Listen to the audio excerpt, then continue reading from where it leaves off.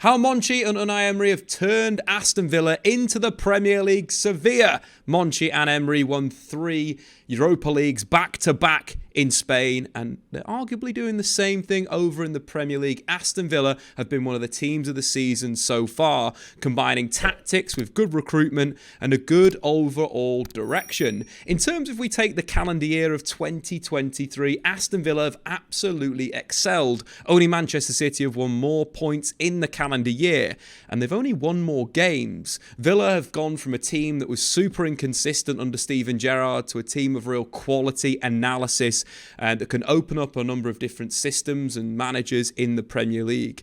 We're going to look at a number of different structures, how they press off the ball, how they deal with build-up, and also kind of different attacking combinations in the final third. I think one of the big things we're going to probably start to talk about is the squad that they've built is absolutely fantastic. Emery kind of chose Ollie Watkins as his number 9. When he joined the club, he had Danny Ings and Ollie Watkins. The big questions were kind of which striker he'd go with. And he's gone with Ollie Watkins, and that faith that he's shown him has really started to blossom into a Premier League goal scorer that's scored 5 goals and got 5 assists in just 9 games this season. But if we consider 2023, only Mohamed Salah has been directly involved in more goals. Watkins 30, Salah 31.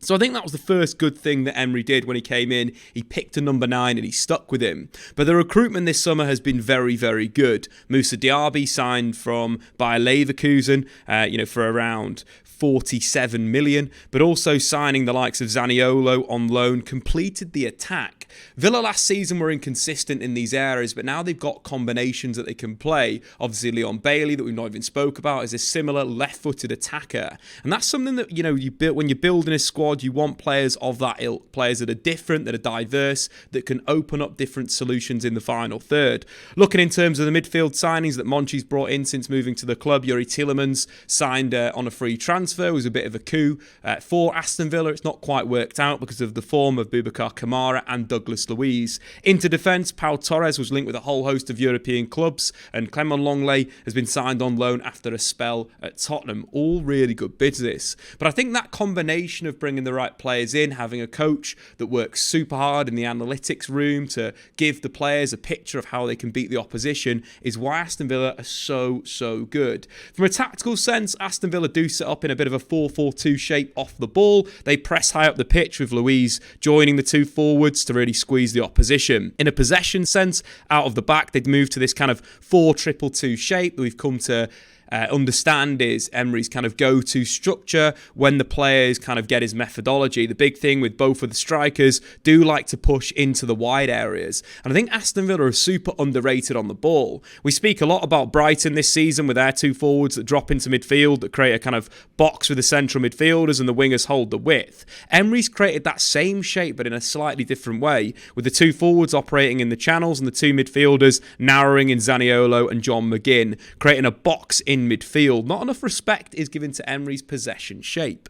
But I think if we look at games this season where they've absolutely excelled, beating teams in and around them, the first and the best example of a top quality performance was that 6-1 win. We made a proper in-depth analysis on this game on the channel. Go and definitely check that out. A blueprint of how to beat De Zerbi's 4-4-2 or 4-2-4 structure or 4-2-2-0, however you want to describe it, but it was a way to really beat it. Emery was the first manager to do that. On top of that, the recent victory against West Ham United was super impressive from a possession perspective. The way that Villa built through the thirds and created in the final thirds, broke down one of the most difficult teams to break down in the Premier League, and that is David Moyes' West Ham United. So let's start from a tactical perspective, looking at the kind of defensive play. That Brighton game was a really good game to kind of highlight what Aston Villa are doing really well off the ball. That is a classic thing that you expect from an Emery side. Very good off the ball, defensively set up, very organised, high line, squeezing the play and forcing their opposition to make mistakes and then breaking into the channels. So let's have a look at a few of those moments against Brighton. So going into the game, a lot was made of De Zerbi's tactics, his style, his ability to play through any defensive structure when building from the back. Emery came with the answer. That midfield diamond we spoke of before, the 4-4-2, switching to a 4-4-2 diamond high up the pitch. We see Arsenal do it, we see Manchester City do it, and we see Emery's Villa do it really, really well. I think one of the big things with the team as a whole is they're all very, very, defensively switched on, and they care about their defensive work, which is, credit to the coach. Committing the likes of Ollie Watkins and Moussa Diaby into a defensive sense, into a good structure, is just testament to the ability that Emery has in terms of communicating a message. But in terms of this defensive structure, why it works so well against Brighton is it forced them into long balls. They blocked off the balls into the defensive midfield area where Brighton do start to play their football. You stop that, you force Brighton to go long. But Emery also dealt with the other problem. Manchester United pressed in a diamond against Brighton, but Brighton split their centre-backs and went over to the wide players to really get at United's back four. Emery's diamond was slightly different. In the final third, of course, blocking those options in, forcing the opposition long, but in different situations, when Brighton decided to play around the diamond, it switched back to more of a traditional 4-4-2. And I think the work rate of the Aston Villa team is absolutely sensational. John McGinn is an advocate of work, a player that will squeeze high, then drop low to help out the fullback. We see the play here with Lewis Dunk in possession. John McGinn is very aware of Estepinian. If he's going to push on, does John McGinn need to track him? But very much sitting in an aggressive structure, ready to press in and around that halfway line to make Aston Villa difficult to play against. You can allow them to get out their defensive third, you can allow them to move into that middle third, but then the aggression's going to come back in.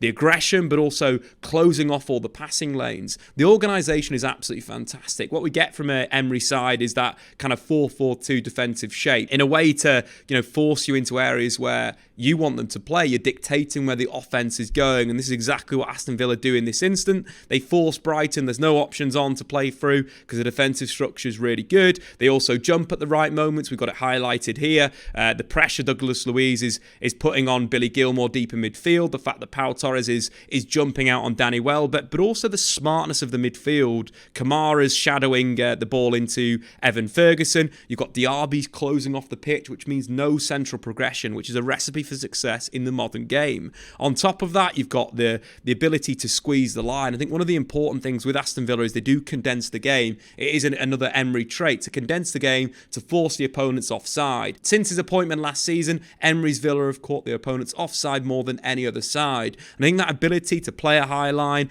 to condense that central area with bodies, forces you into passes that you don't want to play, puts you on the back foot, squeezes you out, forces you to play really low percentage balls in behind the defence, as we see with this Brighton through ball. But that continued on to move to kind of the counter-attacking side of this Aston Villa team. Because they play the two forwards, and the two forwards work so hard in a defensive sense, they're instantly available in the channels. We see another moment here, Aston Villa defending in a deeper position in their defensive block, shadowing, going man for man at the right moment, but arguably forcing Brighton into a dodgy pass, winning the ball back, and then breaking into the channels. The benefit of playing this 4-4-2 structure is that instant counter-attacks. Moussa Diaby's playing as a second striker, previously a winger at Bayer Leverkusen. I think that's really good recruitment from Monchi, bringing him from Bayer Leverkusen, but then Emery turning him into a second striker centre-forward is just testament, again, to the Spanish tactician's ability to turn players into absolute monsters. This moment results in a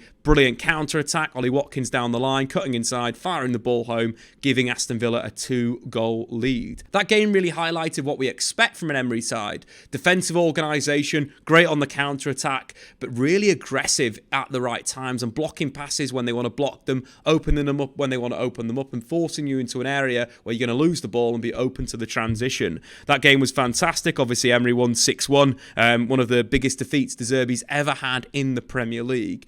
But I want to move to the game at the weekend. That's Aston Villa versus West Ham. I think why I like Emery and why I feel that he deserves a lot of credit, and how we're seeing this kind of Sevilla Premier League team, a team that's punching massively above his weight, is how good he is in different games. Against Brighton, they had to play counter-attacking. They had to wait for the right moments, they had to break, and they had to take their chances. Against West Ham, though, it's going to be a different game. You're going to have a lot more of the ball. David Moyes is going to be very happy to sit off. You're going to dominate. Aston Villa had 58% 100% possession against West Ham United. But I think it's testament to the game model that Emery has got at Aston Villa. I think the big part of it is this kind of box midfield. It's creating the midfield from both of the wide players. Again, we've seen the defensive 4-4-2 structure, but when they win possession, the two strikers try and pin the entire back four, operating either in the channels, with usually one forward central, one in a wide area. Watkins usually sits central when Diaby's in that right position. Alternatively, the ball's with Watkins in the channel. Diaby will take that centre position. It's arguably pinning quite a lot of the back four and opening up a lot of opportunity. But also in terms of the possession structure, it's got width in a sense of the fullbacks, when the midfielders do move inside, provide the width in the final third. You see Luca Dean and Matty Cash provide really good options in that attacking structure. But first and foremost, let's take a look at that build-up, because Emery doesn't get enough respect with his build-up. We talk about Guardiola, De Zerbi, these guys are great. Emery's pretty decent. So let's start with Aston Villa's first goal of the game. It really shows you that picture of how they build up, how they play through, and what they're looking to create in terms of overloads in the final third. So we've clearly got Aston Villa's structure. The back four, as you mentioned before, that provides width and build-up. Pau Torres currently in possession of the football. The base of midfield is created by Douglas Luiz and Kamara. In terms of what we heard from Ollie Watkins in his post-match interview, was basically what they look to do is draw you in with short passes at the base of midfield and then get in between the lines, which is great structure. This is a slightly different move. This is more a centre-back playing into the feet of one of the forwards, but the shape is there. What this creates is a bit of a problem for the opposition in terms of who picks up who, because, we're looking in this shape. We've got Lucas Paquetá and we've got Thomas Souček playing reasonably high, looking to put pressure on the football, but instantly you've got a 2v1 on the defensive midfielder in James Ward-Prowse, I think, in this moment. With Zaniolo and John McGinn narrowing, you've got a natural advantage. But the play goes even further than that, because Diaby's playing a bit of a second striker role. He does come off the line to receive to feet. Ollie Watkins is more of your traditional advanced forward that's going to stretch you in the channels. But the ball is only opened up by this structure. Again, really good pass from Pau Torres. But if we sort of move the play on, Diaby comes into shot, going to drop off into a little area. The issue they got now from a West Ham perspective, if you're picking up one of the number 10s that have moved from the wide areas inside, Diaby's now going to drop off and open into the space. It's quite intelligent from John McGinn. It's just enough. It's really intelligent from John McGinn in terms of his positioning. It's just wide enough to open up that pass into the feet of Diaby. And when he gets the ball to his feet, you're basically creating one of these faux counter-attacking opportunities that we see with Brighton time and time again when they get Matoma or Solly March or Dingara with the ball wide. You create these opportunities where instantly you're running at the opposition's backline in the channels. What I like about this goal as well is that we've got that good build-up play there. Striker dropping off the line, but you've progressed it into the final third. And then we see a little bit of patience. Aston Villa as a team, obviously Ollie Watkins hitting the channel now, they will have players that will take up that nominal striking position, be it the two wide midfielders in John McGinn or Zaniolo, or even one of the fullbacks will push into an advanced area.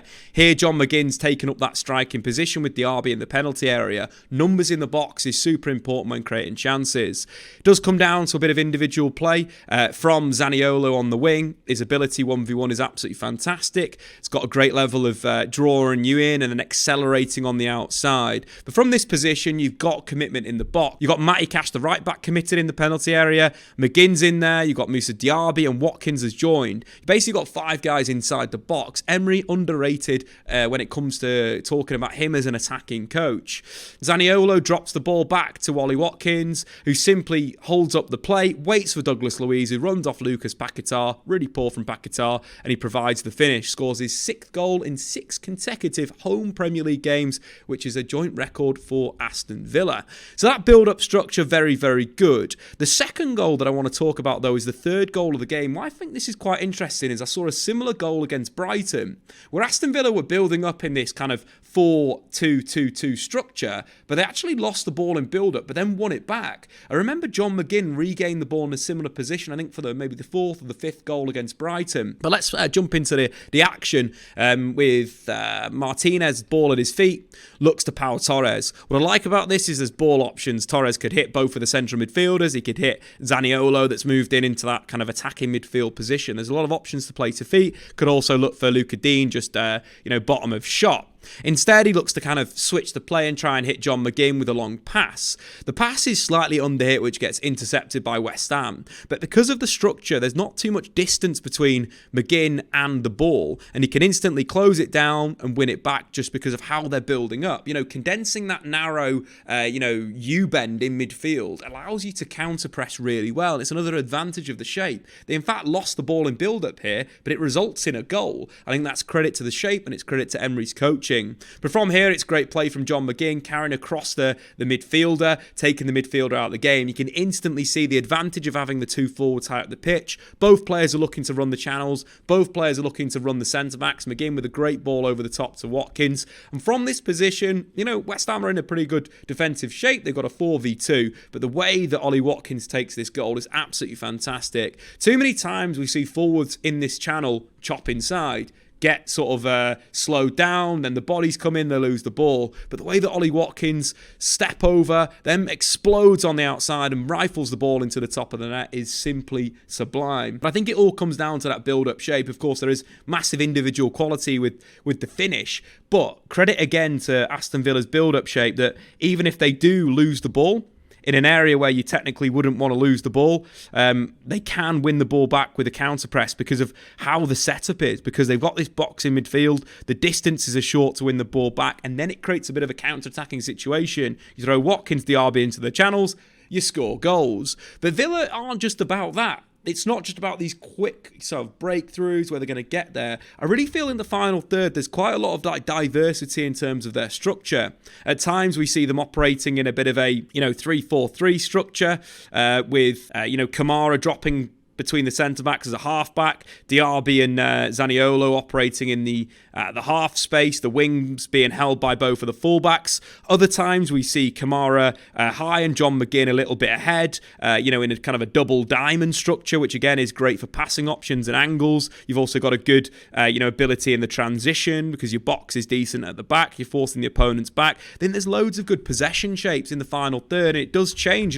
Other times we see Watkins and Diaby high, Zaniolo kind of operating as a number 10 behind the two forwards with Douglas Luiz high and Kamara holding in defensive midfield. There is a lot of variation in Emery's Aston Villa, and it's really refreshing to see. It's really interesting to see a manager coach slightly different. It is kind of playing these two forwards. We don't usually see that in the top level. You're thinking Brighton do it, Aston Villa do it, but you're usually seeing a central striker on his own. And I think that variation in how they break teams down and how they create chances is absolutely fantastic. Let's take a look at just a moment in the first half, just to highlight kind of the structure we mentioned before with kind of, John McGinn playing a little bit more of an attacking midfield option with the two guys at the base, and pushing bodies into the final third. So here's a clip from that West Ham game. We've got the Aston Villa midfield, a bit of a triangle with John McGinn at the tip. We can clearly see both of the inside forwards in Zaniolo and Diaby, the width held by Luca Dean and Matty Cash, and Ollie Watkins as that central striking point. The variation is absolutely great from Aston Villa. This structure's really good, as we mentioned. It's a lot of diamonds, it's a lot of passing options. So when John McGinn receives the ball after Kamara carries, there's options for him to instantly find Diaby in space. You can see how James Ward-Prowse gets drawn a little bit. He's in a pretty decent defensive position now, but after the ball gets played, he jumps, which creates that space for Diaby in the half space. And look at that depth. It's beautiful. This is positional football at its best. Half spaces covered, the wings covered, the central area covered. Really good play from Diaby. He could carry, he could look for the pass out wide to Cash, could look to feed Ollie Watkins is what he does. After a little dribble, finds Watkins, really good turn, and fires his shot just wide. But the variation in Aston Villa in an attacking sense in the final third is absolutely beautiful. And this has seen Aston Villa being turned from a team that was, fighting relegation under Steven Gerrard to a team that is really competing for European football. Aston Villa currently sit 5th in the Premier League, and Monchi and Unai Emery deserve a lot of credit for turning them into the Premier League Sevilla. But anyway, guys, that's been the Premier League review. Do get into the comments below and let me know what you've thought of Unai Emery's Villa so far. I've been Statman Dave. Subscribe if you're new. We'll see you later. Thanks for watching. If you've enjoyed this video, why not check out some more content on the Statman Dave YouTube channel?